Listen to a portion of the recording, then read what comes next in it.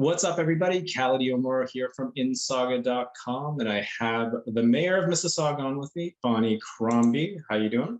Hey, Khaled, how are you today? I'm doing good, thanks. First off, we're going to start off with some very tragic news that happened yesterday.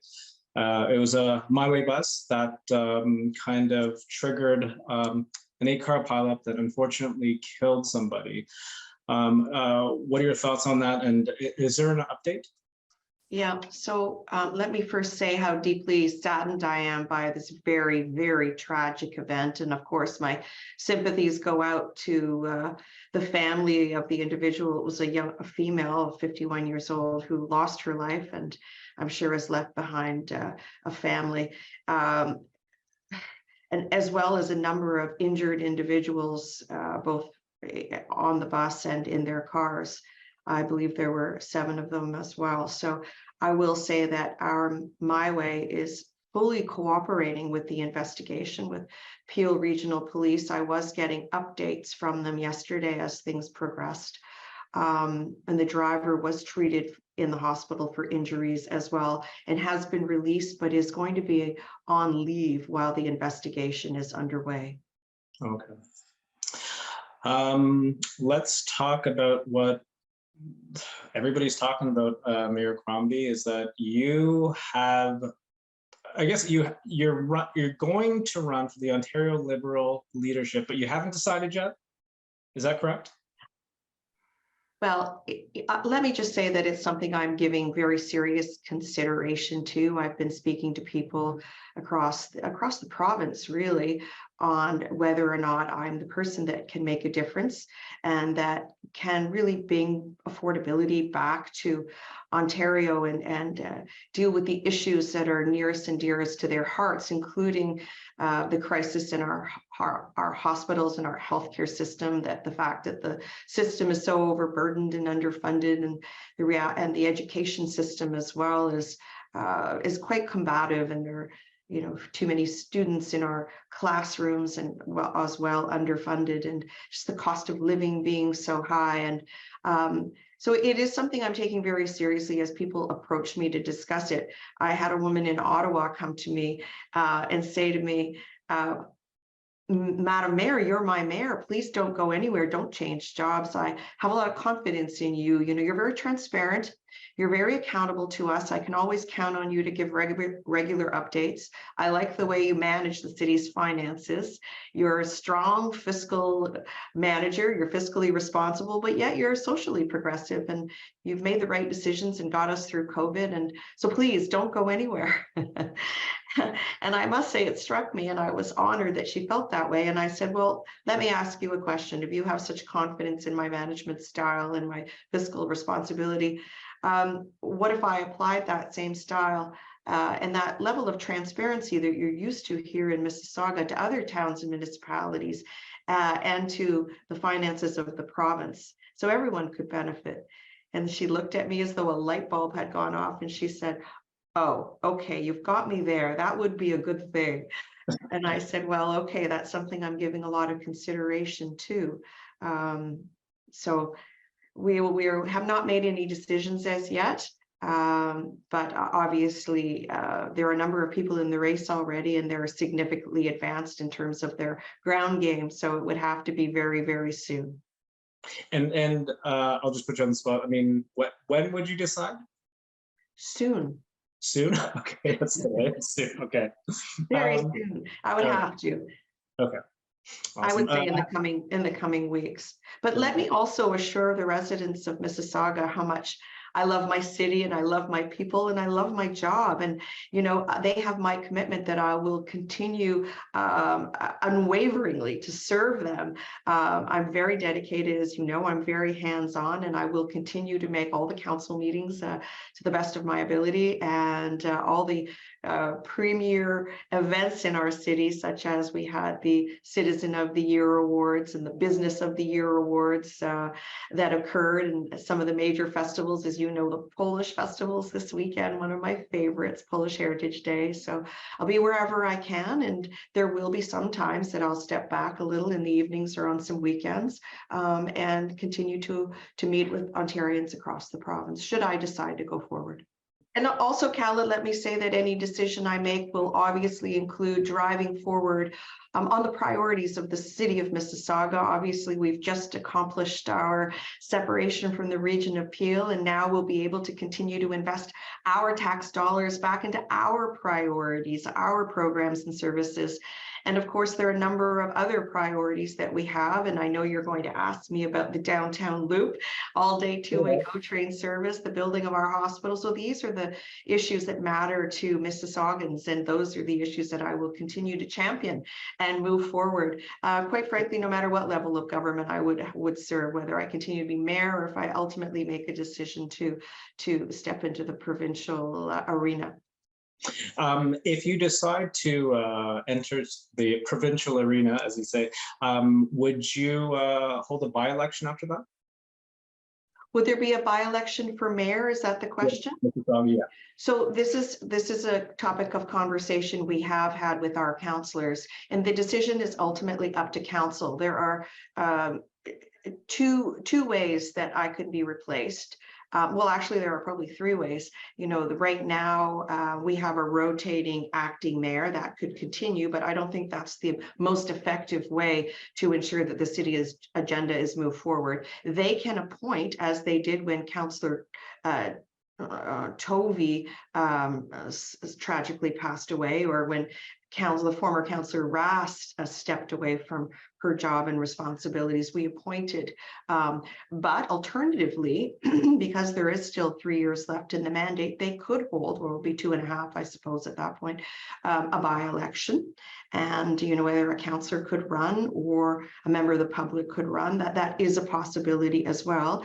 And there is a reserve fund for that. So that actually wouldn't be a new cost to the city, that the elections offices have planned for that scenario. Should there, you know, as in Councillor Tovey's case, Councillor Rass's case, that the seat became vacant and a by-election was held. So there is a reserve existing that would be utilized for the purpose of a by-election. And, you know, some of the councillors have said, should I make the move? That would be important for democracy, that the people decide who to choose after Mayor Crombie. Awesome. All right, let's talk about the Peel split. I know this has been in the news cycle over the last couple of weeks, but you and Mayor Brown have been butting heads over, you know, what the split, shared services, police, and stuff like that.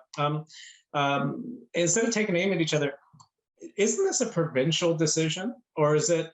It is absolutely a provincial decision, and let me say thank you to Premier Ford, and I'm very, very grateful for the political will that he has demonstrated. This has been an ongoing issue for 50 years. As you know, Hazel McCallion has been championing this for the past 25 years, and I'm delighted.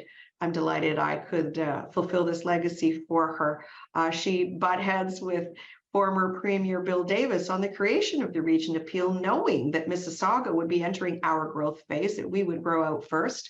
And our tax dollars and our development charge dollars would fund the growth and the infrastructure of the region of Peel is 70% on the dollar. So it has been many years, and now the decision has been made. And ultimately, it'll be up to a transition board that will be appointed by the province to come in and analyze our books. And I'm, you know, as you know, we're very strong fiscal managers. We've had a AAA credit rating for the past 20 years, and we have nothing to hide. The numbers will speak for themselves. So I'm quite confident when the books are opened up, it'll be a question of who's paid out what, who's owed whom. Let's look at the assets. Let's look at the liabilities, and let's make some decisions on how these programs and services will be delivered to people, whether it's water, wastewater, waste, etc. And, you know, what will happen to Peel Regional Police and paramedics, which I hope will remain intact, but just a different kind of funding formula be in place that's fair, more fair and equitable to the taxpayers of Mississauga. That's always been the issue, that we pay for policing in Brampton because of our higher assessment base. So whatever the decision comes, there have been a lot of precedents for what that could look like. This has been analyzed many times, whether it was the Adams inquiry, whether it was the Ernst & Young report or the investigation done by Sealing and Fenn 5 years ago when the provincial government first did the regional review. So I know that these issues have been well studied and there is precedence for what we're doing. Even in terms of delivery of water, wastewater, we have our LDC, our electricity distributor is Electra, and much of this can be under the same model, just service-based corporation. Whatever they decide, the decision has been made, and we look forward to working closely with the transition board on how most effectively, most cost efficiently to service our residents under the new structure. But it's really great news, and I'm very thankful, and I'm quite excited that this has finally occurred. It's the right thing to do, and I have to thank the province and Premier Ford on this issue. He got it right. Thank you. Awesome. Let's talk about the LRT loop that we talked about quickly before. I always see the bridges going up off the off ramp of the 403 on Highway 10. What is the latest on that? Is it going to happen? I'm very hopeful it will happen. It'll happen one way or another. Absolutely. Premier Ford did give a public commitment the day he named the LRT for Hazel McCallion. So I'm going to hold him to that one way or another. What we need to do is finalize or update our environmental assessment, because it had originally come through the downtown between City Hall and the mall. And now with the exponential, explosive growth of our downtown, since we have unlimited heights and densities in our downtown, and we're expecting, I think the number is 116 new towers in the next 20 years, we've decided that actually that loop should probably be located closer to Confederation Parkway, a little further west. So an environmental assessment have to be done on that route, and I'm hoping that can be done quickly. So it was originally going to go to Duke of York, I believe, and now we're considering pushing it out further. Now we have had meetings with Phil Verster, and he's he's very supportive, but of course, again, this is a provincial decision, and the numbers with the exponential growth speak to the need to build that downtown loop. And as you know, we gave parking considerations in those mega towers that are being built. So, one parking spot for every 2 units, basically, because they were going to have access to public transit at their doorstep. So it's a significant issue that if it not occur. And of course, with the growth of the number of businesses that are coming in, the jobs, the employment, and the new residential, 75,000 people in the downtown, they certainly need public transit at their doorstep. Awesome. One more quick question. Does Mississauga have a NIMBY problem? Not in my backyard. We write about all the growth, but we also write about all the kind of rejected developments. Does Mississauga have a NIMBY problem? No, Mississauga does not have a NIMBY problem. We are a growing city. We've embraced density and intensification. We've embraced, retrofitting in public transit into our streets that should have been built at the time that developments were built. We are experiencing explosive growth. In the next 30 years, we'll be over 1 million people. And what we're seeing is transformational change in our city, the beautiful waterfront developments, the growth in our downtown. So we understand that change is difficult for people, and that, when some of our large homes be sold, they'll be sold to developers, and it's very possible that duplexes, sixplexes be put up, townhouses, stacked townhomes be put up. We want to continue to engage in open dialogue with our residents to make informed decisions. And it's really about balancing the needs of the community for future growth while delivering on our housing targets. And let me say that we will not meet our housing targets. We will exceed them.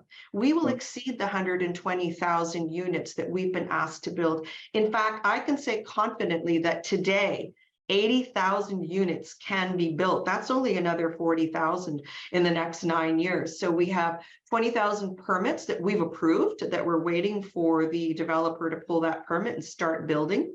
And there are another 60,000 that can be built as of right. So if we have 39 cranes active in the city today.